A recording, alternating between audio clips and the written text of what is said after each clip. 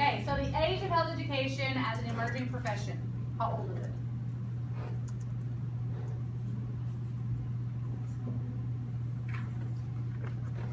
Yes, throw out numbers. Yeah, 100 years you say. Yeah. Good job.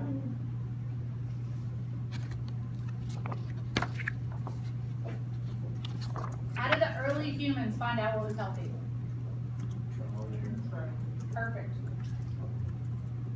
Trial and error.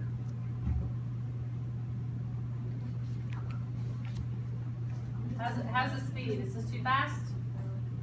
How are we doing? Great. All right. So what generation or category of people that we talked about was considered to be the healthiest people of their time? Egyptians. Romans.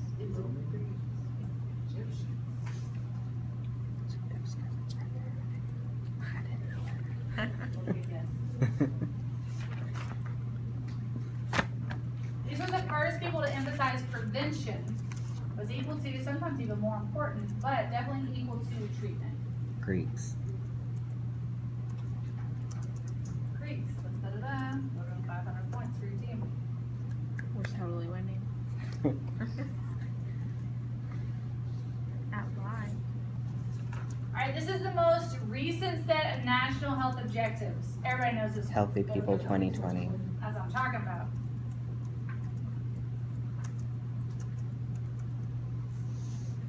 When's the next set being published? 2020. Awesome. Oh. Okay, this was created in order to help medical bills for the elderly. Medicaid? Care? What is Medicaid? For the old people. Nope, that's what CARE is for. I always try to remember it so like care, when we get older, we might need to be taken care of, right? Remind your children of that if you have children every day. Hey, you'll do this to me one day. Medicare, okay, and then we have Medicaid for certain disabilities, right? And then, well, both of them cover certain disabilities, but also lower socioeconomic individuals. Okay, so these individuals performed surgery and dentistry during the Renaissance period. Was it the barbers? Barbers, why? Because they're the one with Sharp. tools. Perfect. Okay, how did Jon Snow interrupt a cholera epidemic? Taking away the handle. Yeah, which seems easy day to us now, but at that time it was like, yeah, mind blown moment. It was a I told you so moment, for sure. Okay, this is the reason for the formal classification of health education. It's like, why was it significant?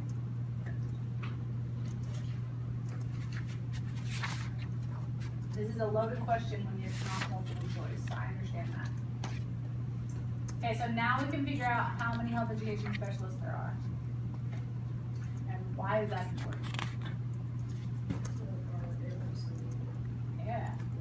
To know what we're doing is doing anything. Why is it important to know the formal classification?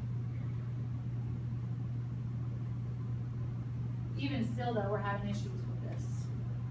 Because you'll hear it called, I mean, a lot of times, health program coordinator, prevention specialist, prevention coordinator, patient educator.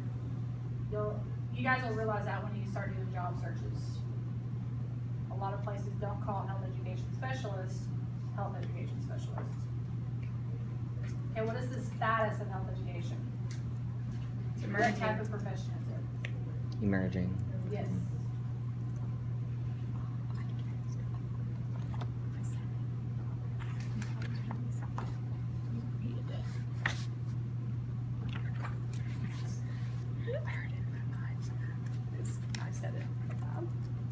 Okay, this is the definition of a term.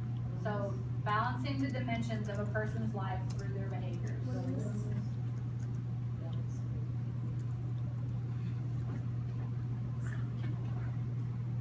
What's that?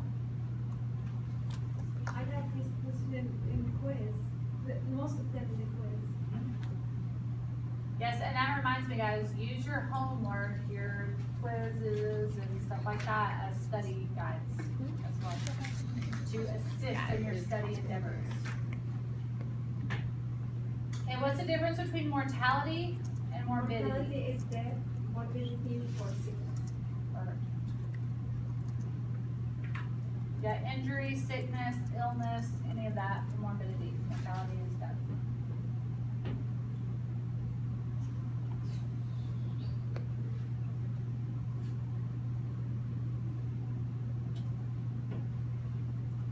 Okay, list 2 ways health is measured.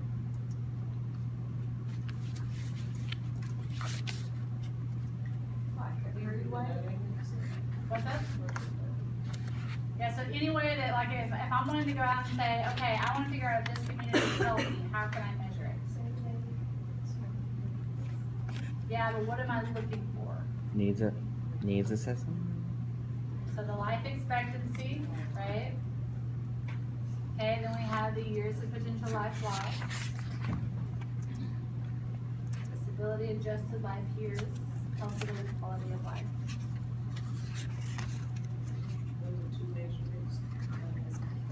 Yep, to measure the health.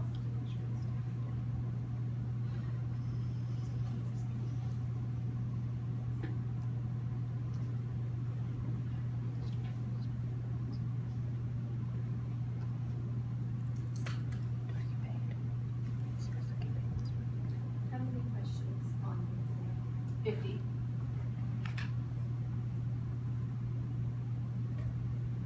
What's the format like? Is it multiple choice? Mostly fill in the blank?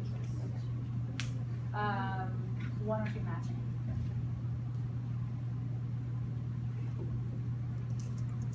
Okay, list the links of the chain of infection. Pathogen. Perfect. Pathogen. Reservoir. Exit of entry. Okay. Portal of Exit. Then what between exit and entry? infection. So you have your pathogen, you have a human reservoir, or your person, or your animal, but in the human chain of infection, it's a human reservoir. Then you have exit.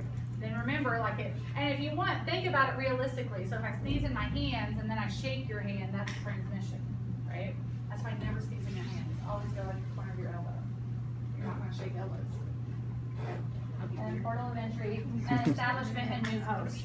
If you're healthy and all that, then we can nip it in the bud right here. Okay, even though it's introduced to your system, then we can squash it. That's why you need to eat right, exercise, all that stuff, you know, we preach. What is life expectancy? How long you're gonna live? There we go. Expected. Perfect. How long are you gonna live? Average number of years of life remaining. What's that? Yeah, so what is it currently? 78.7. Perfect. 78? 78, yeah. Okay, communicable disease model.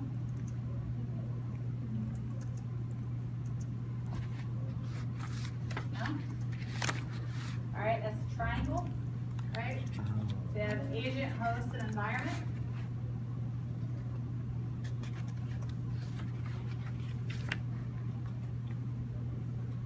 What are the levels of prevention? Primary, secondary, tertiary. Perfect. No examples of each. So you know in class that day that we had the conversation of it and I was giving you guys different examples, I'd recommend knowing similar ones. Or just knowing, being able to pick out due to a scenario what level of prevention is being used.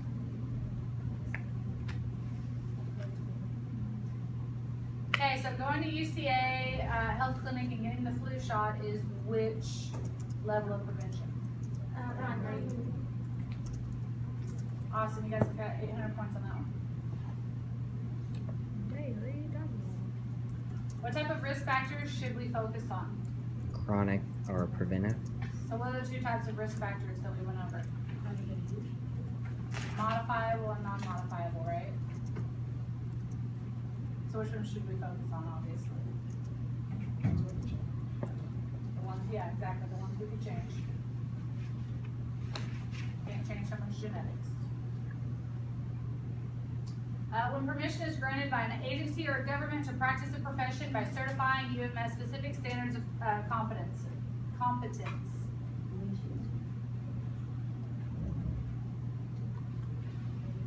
Licensure. Licensure, perfect. So if you're taking notes, definition of licensure. Okay, so an individual or a program, this one can have either one, meets specific established standards. Certification. Oh, Credentialing. Remember that's the little bubble at the top, in between them both?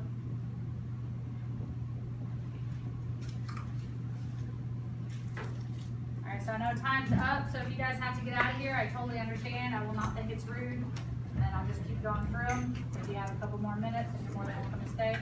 So when an entire college or university is evaluated, accreditation. accreditation. This is what individuals receive when they complete a national exam. Certification. Perfect. Certification. You didn't win. What certification do we get if we pass it? Perfect. Which hopefully I have like 80% of you guys take it. I'll be stoked. Okay, is work experience required before you can take the chess? No. If so, how many years? 5 years. No, trick question.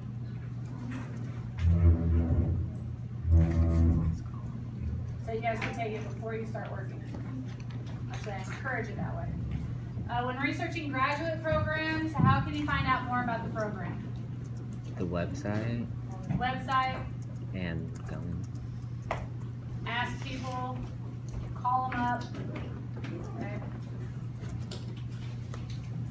Okay, what does CHES stand for? Certified Health Education Specialist. Perfect.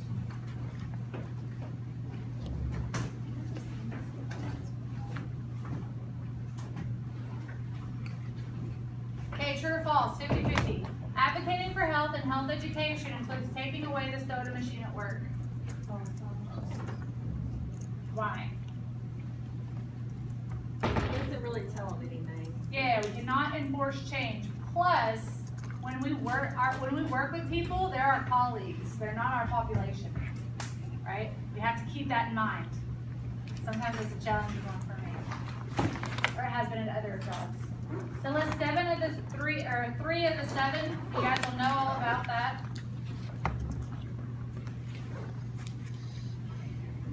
Okay, who is considered the god of medicine during the Greek culture? Asclepius. Asclepius. Perfect. Asclepius. Also known as daughters.